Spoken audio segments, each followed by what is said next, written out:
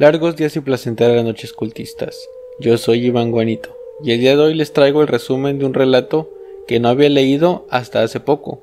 Estoy hablando de La cosa en el umbral de Howard Phillips Lovecraft, historia que nos presenta a Daniel Houghton y Edward Derby, los cuales se enfrentan a un mal superior sellado en el cuerpo de la siniestra Asenath White. Espero disfruten la historia. Recuerden que pueden unirse a los miembros del canal. De esta forma me apoyan a subir la calidad de los videos y su frecuencia. Sin más que decir, comencemos.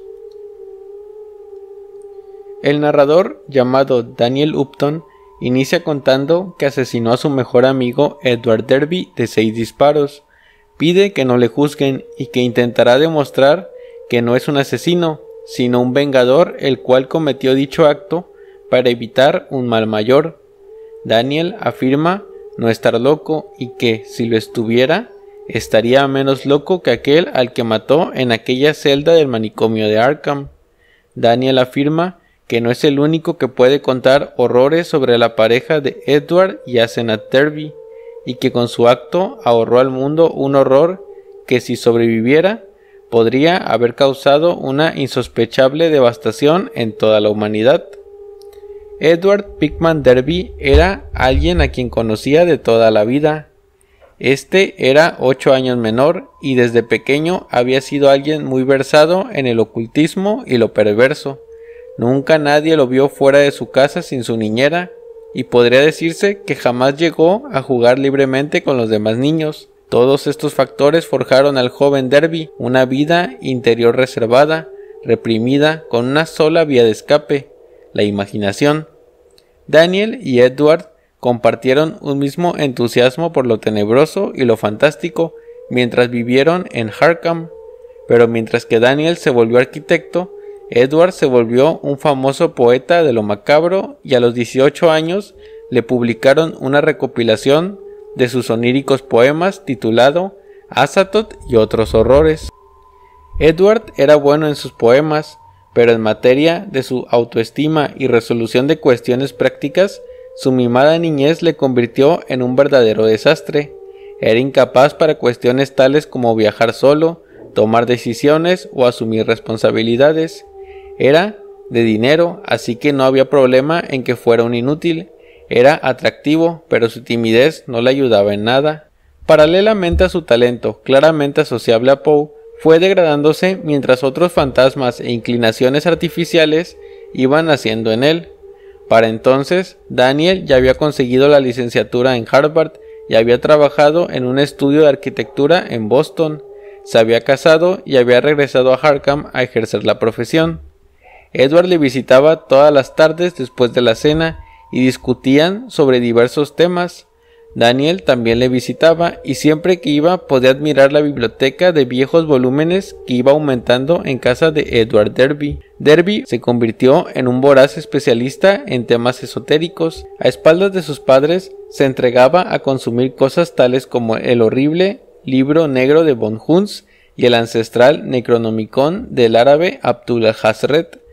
Edward era hombre afamado por su inmensa cultura, su poesía y narración de relatos muy conocidos entre el público, pero no obstante en su obra aparecía con claridad la carencia de relaciones. Daniel sin duda era su amigo más cercano y siempre le hablaba sobre los temas que leía en sus libros de ocultismo, en busca de la opinión que sus padres nunca le darían por lo cerrado que eran. Pero cuando inició la Gran Guerra, Daniel se fue y Edward se quedó por sus problemas de salud. Y así transcurrió el tiempo. Cuando Edward tenía 34 años, falleció su madre, hecho que lo rodeó como una extraña euforia, como si se hubiera liberado de un opresivo cautiverio. Fueron estos tiempos en los que se le veía siempre junto a un grupo de estudiantes a los que se consideraba vanguardistas, y tomó parte en ciertos actos de gran turbulencia. Los rumores que circulaban sobre la violenta banda de Miskatonic eran realmente alarmantes. Se llegó a hablar de magia negra y de ejecución de actos que estaba más allá de todo lo sensatamente creíble. Entonces Asenath White apareció en la vida de Edward cuando éste tenía 38 años. Esta era morena y pequeña y muy atractiva, pese a sus ojos saltones. Sin embargo, algo en ella hacía que la gente sensible evitara su trato. A los demás los ahuyentaba el origen de la joven, ya que era descendiente de la rama de los White de Eastmouth. Ella era hija de Ephraim White y una desconocida a la que nunca nadie consiguió ver. Ephraim vivía en una arruinada mansión en Washington Street. El viejo White tenía fama de haber sido en sus tiempos mozos un gran conocedor de los temas de magia y se dice que por entonces podía causar o sofocar temporales en el mar. Murió loco en circunstancias nunca debidamente aclaradas, poco antes de que la hija llegara a la escuela de Hall. La muchacha tenía rasgos del padre, en especial su a veces diabólica mirada. Asenath hacía trucos de magia y sostenía que podía desencadenar tormentas, pero su habilidad más notoria era la capacidad de predecir con exactitud cuánto se proponía o le proponían. Los animales huían de ella. Manejaba el hipnotismo como si fuese un juego de niños. Edward conoció a Asenath en una de las reuniones que celebraron con los vanguardistas de la universidad. Poco después, Edward corrió con Daniel para contarle lo admirado que estaba por la mujer, ya que compartían los mismos intereses e inclinaciones intelectuales, y además estaba encantado con su aspecto físico. Las semanas siguientes, Derby siguió hablando de Asenath.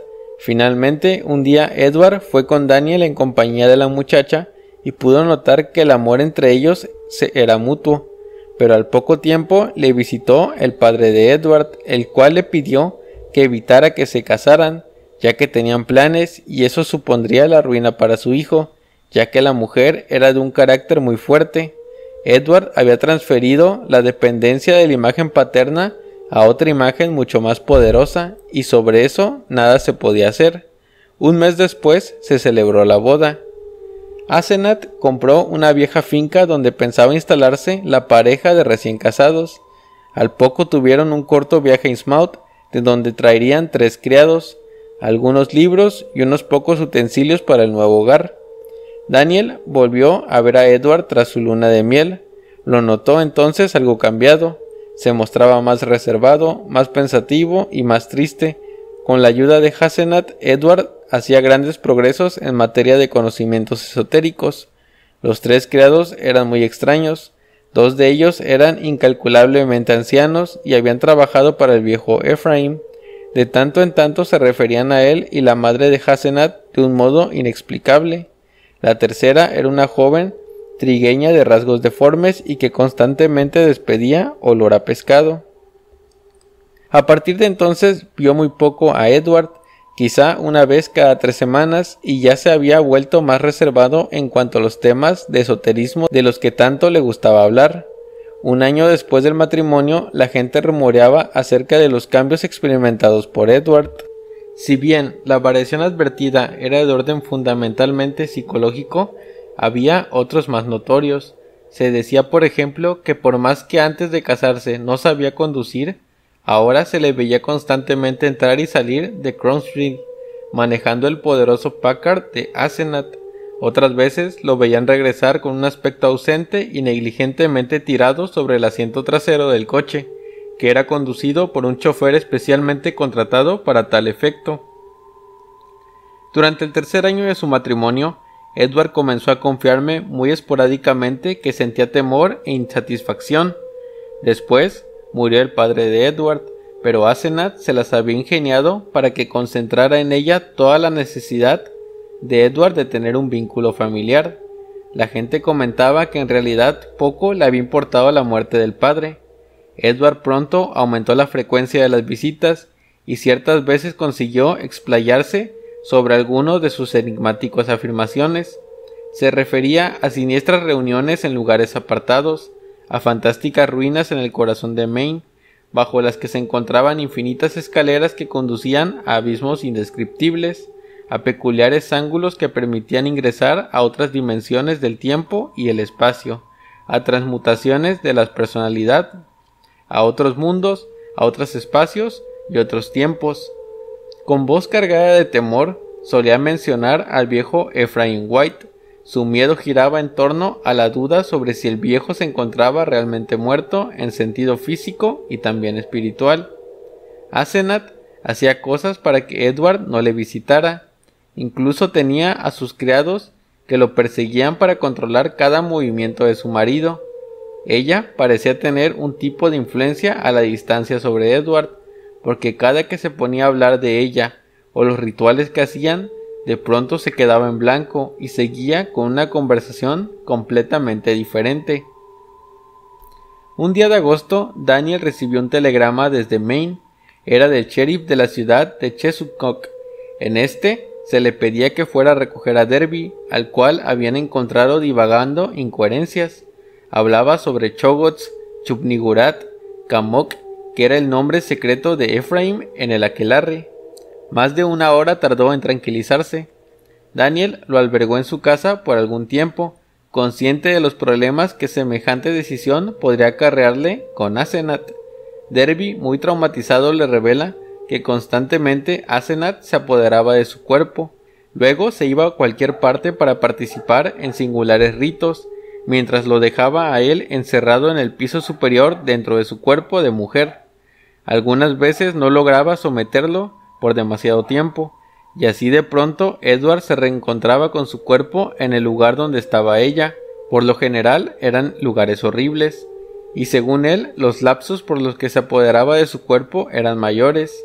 Aseneth procuraba ser hombre, y esto era lo que explicaba sus intereses con el pobre Edward. Tal vez no estuviese lejano el día en que se apoderaría definitivamente de su cuerpo para transformarse en un gran hechicero como su padre, mientras que Edward quedaría confinado dentro de aquella carcasa femenina que ni siquiera cabía pensar como humana. Edward afirma que la mirada del viejo Ephraim está en los ojos de ella. El viejo encontró en el Necronomicon la fórmula de la inmortalidad, pasando su alma de un cuerpo en cuerpo, donde nunca morirá. Derby le cuestiona sobre si sabe el por qué Aseneth nunca escribía enfrente de ellos. Derby afirma que es porque tiene la misma letra que su padre, el cual había muerto enloquecido, pero eso no era verdad. Antes de finalizar su historia, Derby entra en trance. Los rasgos de la cara de Edward se retorcieron hasta volverse prácticamente irreconocibles, en tanto su cuerpo era presa de espantosas convulsiones.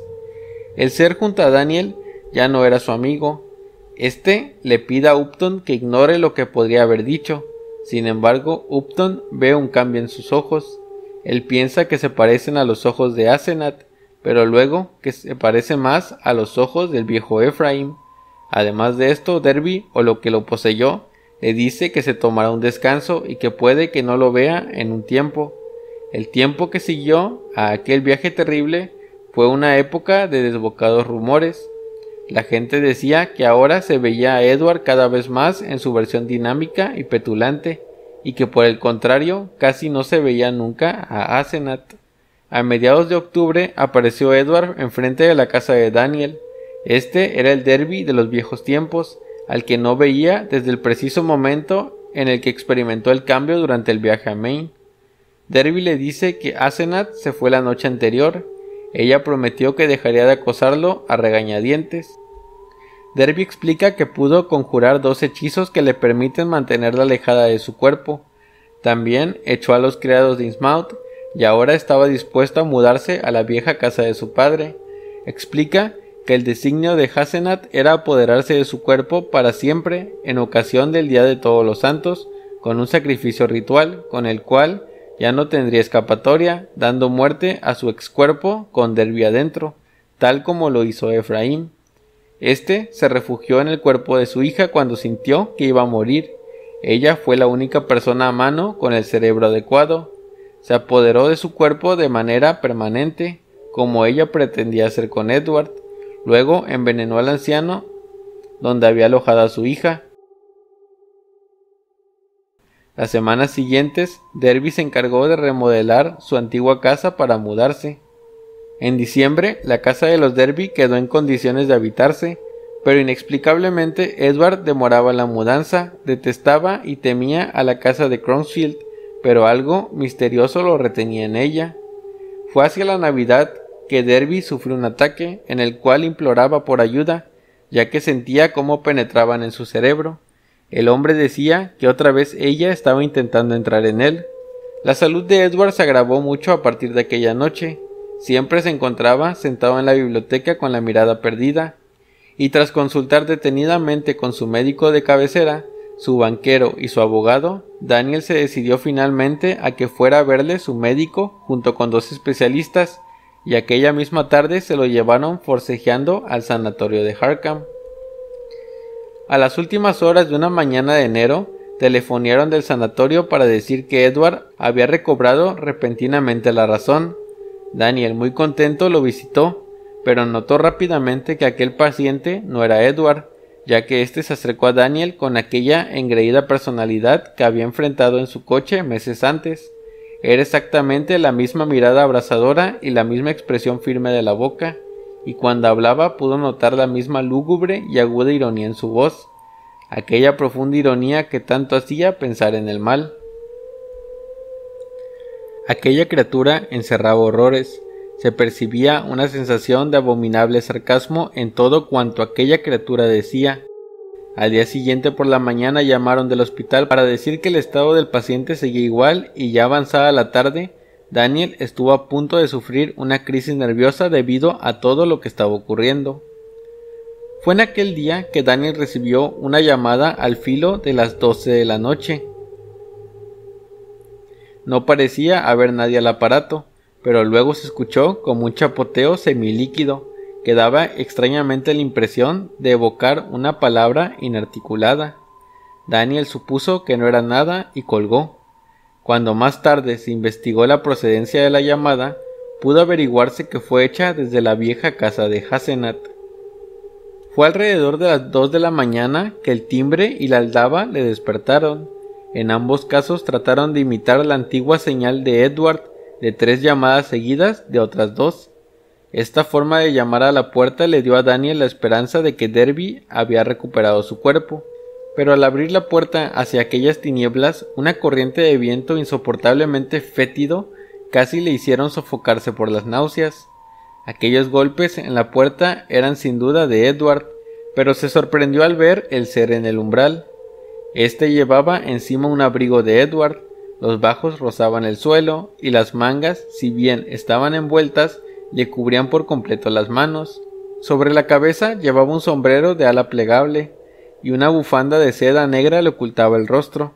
La cosa intentó hablar, pero solo se escuchaba un chapoteo, como el que se escuchó por el teléfono. La cosa entonces le extendió un papel grande escrito con letra apretujada. Era sin duda la letra de Edward. El olor que despedía aquel extraño personaje era verdaderamente insoportable. Luego, a medida que Daniel leía el papel, sintió debilidad y perdió el conocimiento. Cuando despertó, aún tenía el papel en las manos. En el papel explicaba todo lo sucedido. Explicaba que Derby, de hecho, mató a Hasenat golpeándola con un candelabro en la cabeza 3 meses antes. Enterró su cuerpo en el sótano y corrió a los sirvientes de Ismouth, pero debería haberse dado cuenta de que el alma de Hasenat, o más bien la de Ephraim, estaba parcialmente separada de su cuerpo, y que el alma viviría hasta que el cuerpo sea destruido por completo, más bien incinerado. Ephraim entonces había logrado tomar el control del cuerpo de Derby mientras estaba en el sanatorio. Entonces Derby apareció en el sótano enterrado, incapaz de hablar, pero sí de escribir. Le pide a Daniel que mate su cuerpo en Harkham y que lo incinere. Eso era esencial. Si no, el viejo Ephraim iría pasando de un cuerpo a otro eternamente. Le pide que mate al demonio lo más pronto posible, y la carta finaliza agradeciéndole su amistad. Daniel entonces se puso de pie y se percató del hedor en el umbral, y la cosa tendida en él. Cuando llegaron los agentes, Daniel ya estaba en cama recuperándose del horror, pero aquella informe masa seguía yaciendo donde se había desplomado por la noche. Lo que encontraron dentro del abrigo de Edward fue esencialmente una monstruosidad licuada. Encontraron también unos cuantos huesos y un cráneo aplastado. Posteriormente, y por una prótesis dental que llevaba, pudo identificarse aquel cráneo como el de Hasenat, y Daniel comprendió que aquella cosa fueron los restos donde el alma de su amigo Edward habían quedado atrapados. Ese mismo día, pero por la noche, Daniel fue al manicomio y mató al ser que ocupaba la celda de Derby, de varios tiros por el bien de la humanidad entera.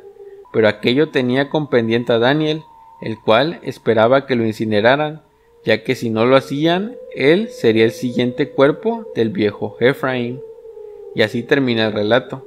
Espero les haya gustado. Si el video les gustó, dejen su like y una suscribida y un comentario. Eso me ayudaría mucho. Síganme en mis redes sociales como son Instagram y Facebook. Yo soy Iván Guanito y recuerden, hay otros mundos aparte de este.